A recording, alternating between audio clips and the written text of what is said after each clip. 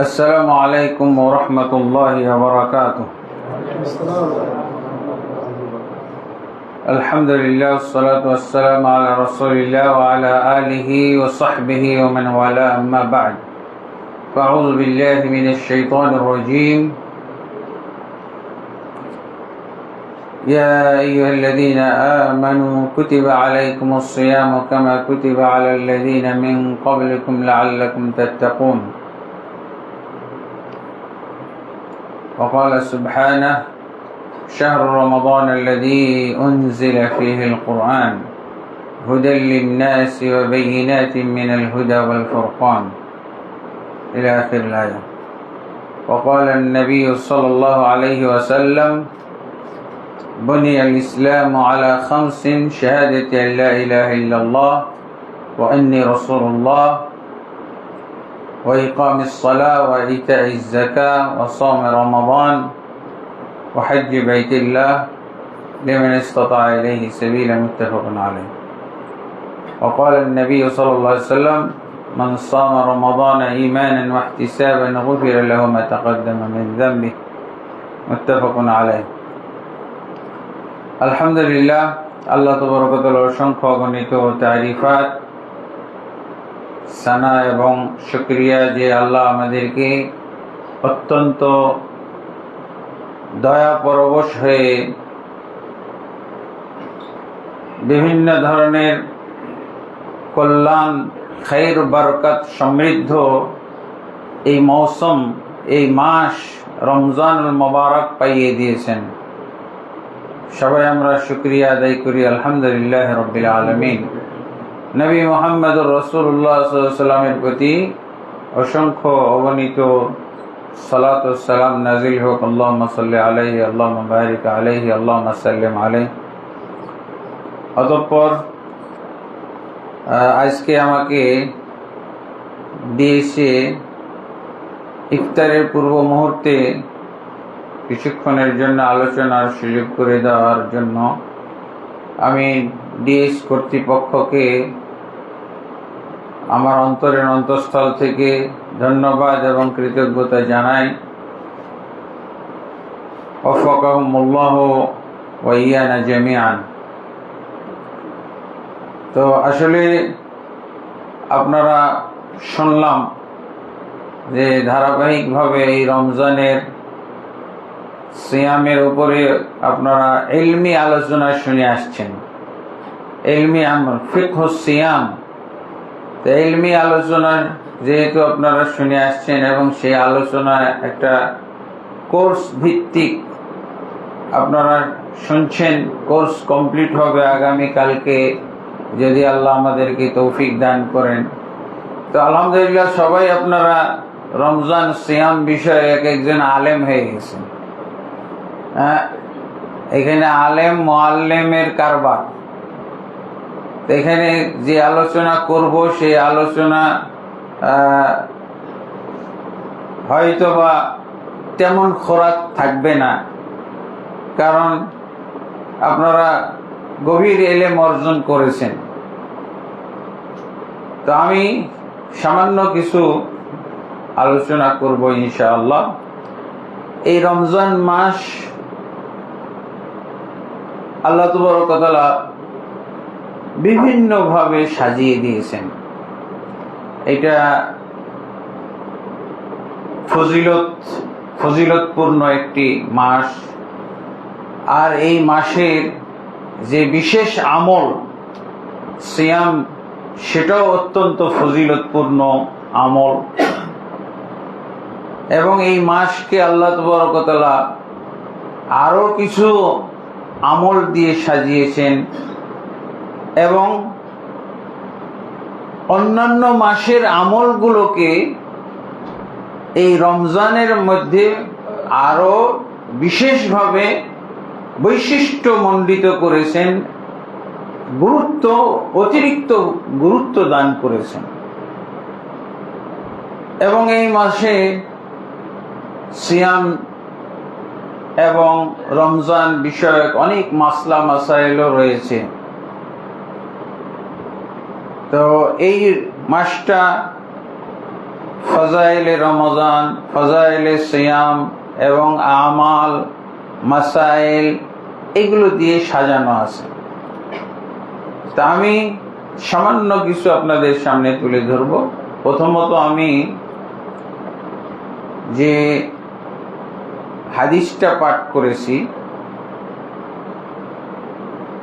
সেটা সবারই পরিচিত একটি হাদিস, অত্যন্ত পরিচিত একটি হাদিস। কিন্তু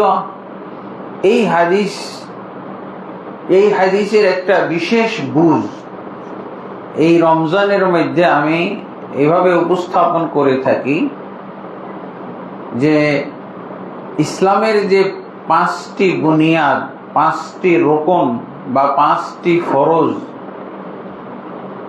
তার মধ্যে চতুর্থ ফরজ হলো কি? সিয়ামে রমাদান, চতুর্থ ফরজ। এটা চতুর্থ ফরজ হওয়ার একটা তাৎপর্য আছে। সেটা হলো ইতিপূর্বে যে 3টা ফরজ রয়েছে, 1 নম্বর কি? কালেমা, 2 নম্বর হলো সালাত, 3 নম্বর যাকাত, 4 নম্বর এসেছে সিয়াম, আর 5 নম্বরটা তাহলে বলেই ফেলি। 5 নম্বরটা কি? হজ, উমরা, হজ। তো সিয়াম আমি মনে করি বা এটাই হলো সিরিয়ালের একটা দাবি, যে তাদের জন্যই হলো এই ফরিদাতুস সিয়াম যারা আগের 3টা কমপ্লিট করেছে, অথবা যারা আগের 3টা যথাযথভাবে পালন করে, বিশ্বাস সহকারে পালন করে, তাদের জন্যই এই সিয়ামের মধ্যে ফজিলত আছে। এই সিয়াম পালন করলে সে কি হবে? সওয়াব অর্জন করবে। প্রথম কি? কালেমা। কিন্তু আমাদের বাংলাদেশে দেখা যাবে যে কালেমার কোর্সটাই কমপ্লিট নাই, সিয়ামে এসে গেছে কালেমার কোর্স। আপনারা হয়তো অনেকে আমার বই পড়েছেন, কালেমার একটা, এই বইটা পড়লে বা এই জাতীয় বই আমি দেখেছিলাম সৌদি আরব, কুয়েতে বিভিন্ন দাওয়া সেন্টারে। তো কিছু দিন হলো কাজ করেছি। ওই দাওয়া সেন্টারগুলোতে সবগুলোতে একটা বই পাওয়া যেত। সেটা কি? মা'না লা ইলাহা ইল্লাল্লাহ, শেখ সালেহ ফৌজান আল ফৌজান, অনেকেরই লেখা আছে। তো এই বইটা আমি পড়লাম, পড়ে আমার মনে হলো যে এই সংক্ষিপ্ত বই আমাদের ভারতবর্ষের জন্য উপকারী হবে না, মানে খুব চটি বই। তা আমি তখনই দেখলাম, যেহেতু আমরা এই বইটা ব্যাখ্যা করার সময় অনেক কথা বলতাম।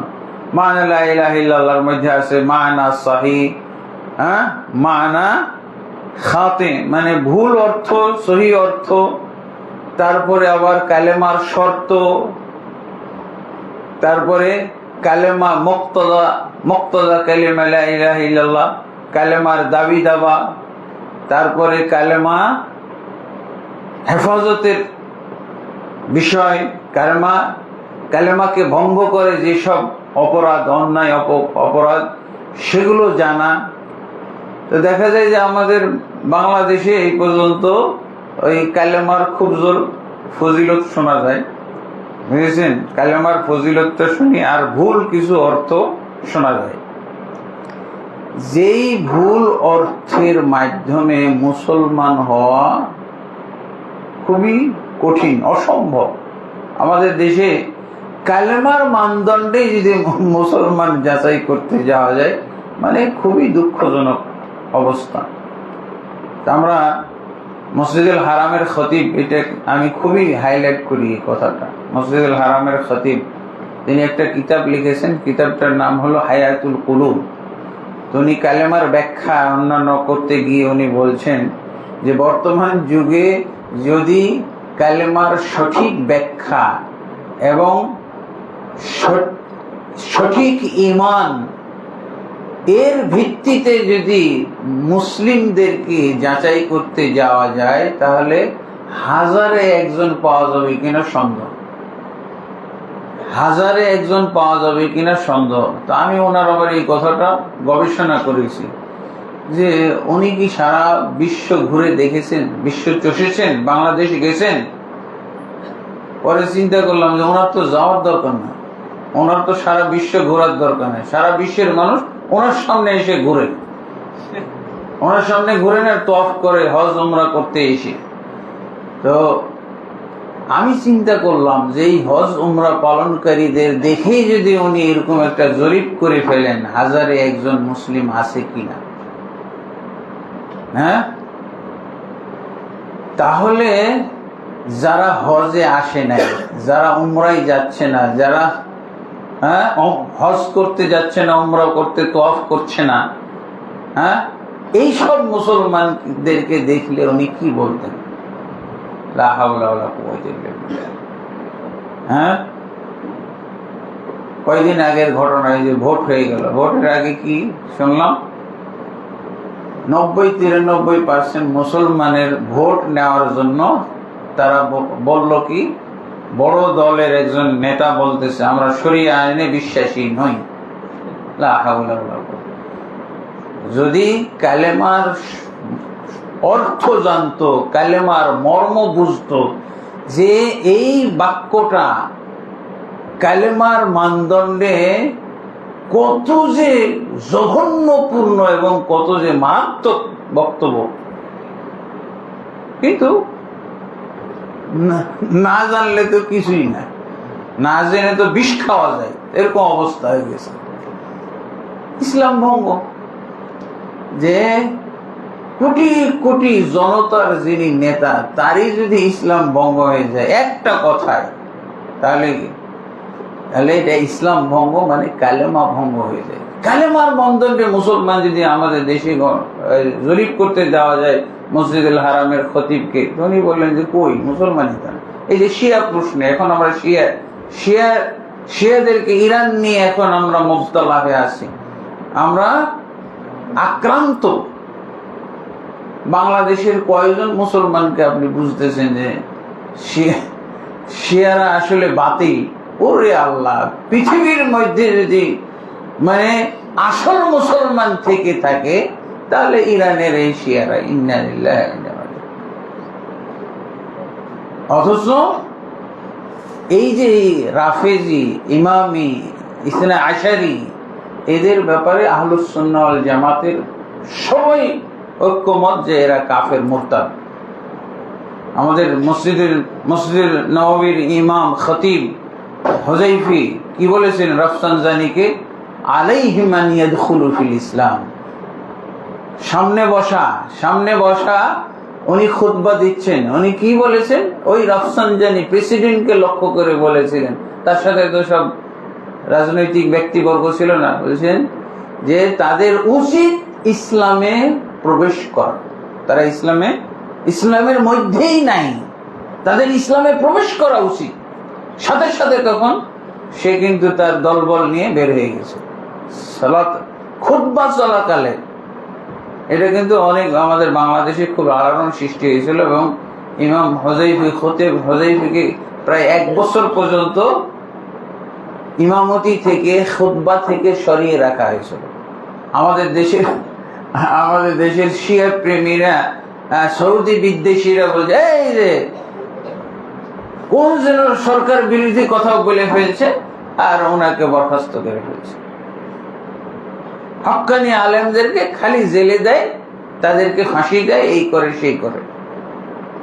এই যে নাউজুবিল্লাহ। তাহলে দেখেন এই যে শিয়া প্রশ্নে আপনি একটু, এরা আসলে মুরতাদ, এবং যারা এরকম কাফের মুরতাদ তাদেরকে মুসলিম যারা মনে করবে তারাও তো মুরতাদ, তারাও তো ইসলাম থেকে খারিজ হয়ে যাবে।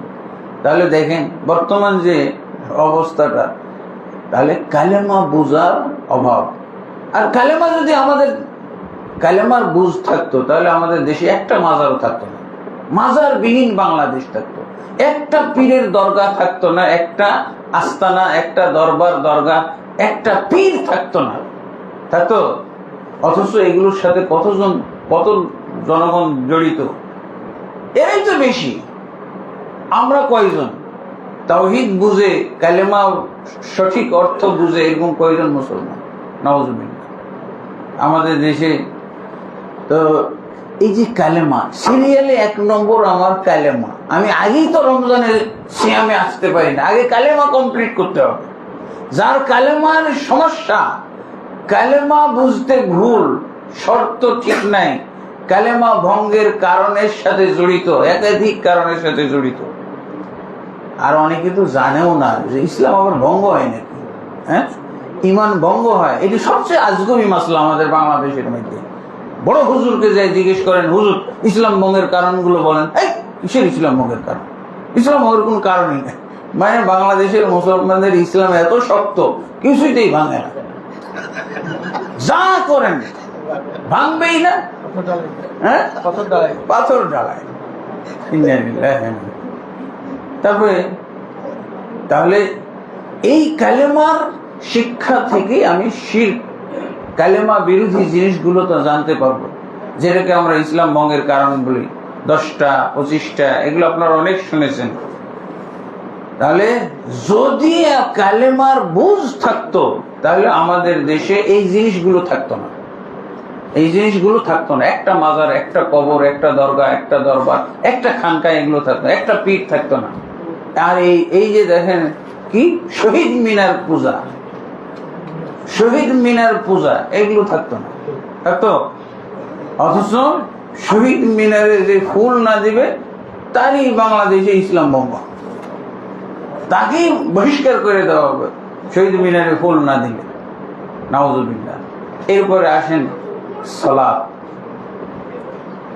কালেমা কমপ্লিট করে সালাত পড়তে হবে। সালাত বলতে 5 ওয়াক্ত সালাত পড়তে হবে। খালি জুমার দিনের সালাত না, খালি জুমার দিনের সালাত পড়লে হবে না। 5 ওয়াক্ত সালাত যে পড়বে, যে সালাত ত্যাগকারীর ব্যাপারে আমরা কি শুনেছি, এখানে দিয়েছে, আপনারা কি শোনেন? সালাত ত্যাগকারী কাফের, মুরতাদ। তাহলে তার যদি সালাত ঠিক না থাকে, তা সে 4 নম্বরে যাবে কি করে? 4 নম্বরে। তারপরে জাকাত, জাকাত অনেক মুসলমানের উপরে জাকাত ফরজ, কিন্তু জাকাত দেয় না। জাকাত দেওয়াটাকে এরা মনে করে যে তাদের মালের ঘাটতি, এত টাকা তার নিজের যোগ্যতা, অভিজ্ঞতা এবং পরিশ্রম করে ইনকাম করতেছে, কেন সে জাকাত দিবে? অথচ আবু বকর রাদিয়াল্লাহু আনহু খলিফা হওয়ার পর যুদ্ধ করেছিলেন কাদের? ইসলামের 4 রকম পালনকারী, 4 রকম পালনকারী। কালেমা ঠিক আছে, 5 ওয়াক্ত সালাত ঠিক আছে, তারপরে তারা হজ পালন করে, তারপরে হজ, 4টা রকম তাদের ঠিক আছে, কালেমা, সালাত, তারপরে সিয়াম, হজ, উমরা। শুধু কি যাকাতটা দিবে না। আবু বকর রাদিয়াল্লাহু আনহু তাদের বিরুদ্ধে কি করেছিলেন? যুদ্ধ করেছিলেন, তাদেরকে মুরতাদ মনে করে, মুরতাদ ঘোষণা করে যুদ্ধ করেছিলেন, এবং তাদেরকে যুদ্ধ করে হত্যা করা হয়েছে, বন্দী করা হয়েছে। অথচ আমরা কত মুসলমান আজকে জাকাত দিচ্ছি না। জাকাত ফরজ, অথচ জাকাত দিচ্ছি না। লামসাম কেউ দিলেও যেমন ভাবে আমরা ট্যাক্স ফাঁকি দিচ্ছি, ঠিক এইভাবে আমরা জাকাতও ফাঁকি দিচ্ছি। জাকাত যদি আমাদের দেশে যারা আছে ধনাঢ্য, এরা যদি জাকাত দিত, তাহলে আমাদের দেশে মানুষ দরিদ্র থাকতো না, সবাই স্বাবলম্বী হয়ে যেত। কিন্তু জাকাত দিচ্ছে না। এক একজনের জাকাত হয়তো, যাদের 1000 কোটি টাকার মালিক, তাদের কত জাকাত আসতে পারে? ঋণ খেলাপি এক একজনের 1000 কোটি টাকা, কয়েক হাজার কোটি টাকা, কয়েক শত কোটি টাকা, কত টাকা পাচার হয়ে গেছে, নাউজুবিল্লাহ। এই টাকার কি জীবন ওরা জাকাত দিবে? টাকা, মূল টাকাটা তো হকদার যাদের কাছ থেকে টাকা নিয়ে এনেছে ব্যাংক থেকে, সেটাই তো দিতে চাই না। এই যে জাকাত যারা দেয় না, তাদেরকে তো আবু বকর রাদিয়াল্লাহু আনহু মুরতাদ মনে করেছিলেন, অথচ এরকম জাকাত অনাদায়কারী, জাকাত ত্যাগকারী, হ্যাঁ, এরকম অনেকেই রমজান মাসে আসলে সিয়াম পালন করে। তো এই অবশ্যই 3টা যারা কমপ্লিট করেছে তাদের জন্য এই রমজানের সিয়াম, এই জিনিসটা আমাদেরকে বুঝতে হবে, বুঝাইতে হবে। আর এই সিয়ামের তো আপনারা অর্থ সবাই শুনেছেন আলহামদুলিল্লাহ। এই রমজানের শেষ দশকে আমরা উপনীত হয়েছি, কাছাকাছি, আর 2-3 দিন পরেই আমাদের শেষ দশক ঢুকবে। রাসূলুল্লাহ সাল্লাল্লাহু আলাইহি ওয়াসাল্লাম এই মাসের বিশেষ আমল সিয়াম পালন করেছেন ঈমান সহকারে, ইহতিসাব সহকারে। কিয়ামুল রমাদান পালন করেছেন ঈমান সহকারে, ইহতিসাব সহকারে। লাইলাতুল, তারপরে চলে আসতেছে আমাদের এই শেষ দশকের আমলগুলো, এগুলো আমাদেরকে অবশ্যই এখন গুরুত্ব দিতে হবে, কারণ শেষ দশক এসেই গেছে। শেষ দশকের আমলগুলো বিশেষভাবে আমরা কি কি পাই কোরআন এবং হাদিস থেকে। 1 নম্বরে ধরেন যে লাইলাতুল কাদার, 20-এর পরে 21-এর রাত্রি তো হলো লাইলাতুল কাদার। লাইলাতুল কাদার এটা হলো 1 নম্বর রমজান মাসেই, আর এটা হলো লাইলাতুল কাদার বিশেষ রাত্রি, শেষ দশকের মধ্যে রয়েছে। আমরা অনেকেই শাবানে, যারা শাবান পার হয়েছি তারা শুনেছি যে রমজান কি শাবান মাসেই কোরআন নাজিল হয়েছে, কিন্তু আসলে এইটা ঠিক না। এটা হলো কুফরি তাফসীর, এটা হলো জাল হাদিসের কথাবার্তা, হ্যাঁ, আর জাল ব্যাখ্যা। আসলে রমজান মাসে কোরআন নাজিল হয়েছে। অতএব আমরা শেষ দশকের মধ্যে কোরআন তেলাওয়াতের উপরে বেশি গুরুত্ব দিব এবং কিয়ামুল লাইল গুলোকে আরো লম্বা চওড়া করে পালন করার চেষ্টা করব। আমাদের দেশে তো শর্টকাট পালনের একটা প্রবণতা আছে। কমপক্ষে আমরা শেষ দশকে কিয়ামুল লাইলটাকে রাসূলুল্লাহ সাল্লাল্লাহু আলাইহি ওয়াসাল্লামের সুন্নাহ মোতাবেক অথবা সুন্নাহর কাছাকাছি লম্বা চওড়া করে আমরা পালন করার চেষ্টা করব। আর ইতিকাফ করার চেষ্টা করব। ইতিকাফ ওয়াজিব বা ফরজ কোনো আমল নয়, ইতিকাফ হচ্ছে নফল। যদি কেউ ইতিকাফ করে তাহলে লাইলাতুল কাদরটা পাওয়া তার নিশ্চিত হয়ে যায়, অনেকটা নিশ্চিত হয়ে যায়। আর আবার আমরা ইতিকাফ করলেও দেখা যায় যে ইতিকাফটা আমরা আড্ডা মারার একটা ক্ষেত্র বানাই ফেলি। মসজিদের মধ্যে দেখা যায় যে আড্ডা মারতেছে ইতিকাফকারীরা। না, ইতিকাফের অর্থ হলো ইবাদতের জন্য নিজেকে আবদ্ধ করে ফেলা, মসজিদে আটকে ফেলা। তো আপনি বাড়ি টাড়ি বাদ দিয়ে, সব ব্যবসা বাণিজ্য বাদ দিয়ে মসজিদে এসে ইতিকাফ করতেছেন, অথচ যদি গপ্প গুজব এবং আড্ডা জমান, তাহলে তো আপনার এই ইতিকাফ কোনো কাজে আসবে না। অবশ্যই আমাদেরকে ইতিকাফের মধ্যে সবসময় ইবাদতে মনোনিবেশ করতে হবে। তারপরে এই শেষ দশকের বিশেষ আমল হলো দান সদাকা। আলহামদুলিল্লাহ, এই উত্তরের মধ্যে আমি খুব কামনা করতাম যে একটা যদি দাওয়া সেন্টার হইতো, একটা মসজিদ হইতো, একটা মাদ্রাসা হইতো। তা আলহামদুলিল্লাহ একটা দাওয়া সেন্টার হয়েছে, আমার এতে আশা পূর্ণ হয়েছে। এই দাওয়া সেন্টারটাকে আপনারা এই যে একটা বিল্ডিং এর মধ্যে, একটা বিল্ডিং এর এই যে আবাসিক একটা বিল্ডিং এর মধ্যে সীমাবদ্ধ না রেখে একটা হল রুম বড় কিছু যেন হয়, এর জন্য আপনারা চেষ্টা করেন। এবং এটা আমরা তাদেরকে বলছি যারা এই দাওয়া সেন্টারে যাতায়াত করতেছেন। এইটা আমার পছন্দ হইল না, মানে অবশ্যই এটা পছন্দ যে একটা দাওয়া সেন্টার হয়েছে, কিন্তু এই দাওয়া সেন্টারটা একটা বড় করতে হবে। এইটা তাহলে আমার আশাটা পূর্ণতা পায়। তো আমি এইটা আপনাদের কাছে আবেদন রাখবো। দাওয়াত সেন্টার, দাওয়াত আর তালিম, আজকে কি হলো তালিম, এই দাওয়াত তালিমের ক্ষেত্রে কিন্তু শুধু আপনার মূলধন থেকে দিবেন তা না, যাকাত সাদাকা থেকেও দান করা যাবে, কোনো সমস্যা নাই। আর তালিমের জায়গা এখানে তালিম এবং মাদ্রাসা, আমাদের দেশে অনেক মাদ্রাসা আছে যেগুলো সরকারি কোনো খরচ পায় না, সেগুলোতে আপনারা দেওয়ার চেষ্টা করবেন। আল্লাহ তাবারক ওয়া তাআলা আমাদেরকে এই রমজান মাসে যাবতীয় আমল সুন্দরভাবে করার এবং তিনি যেন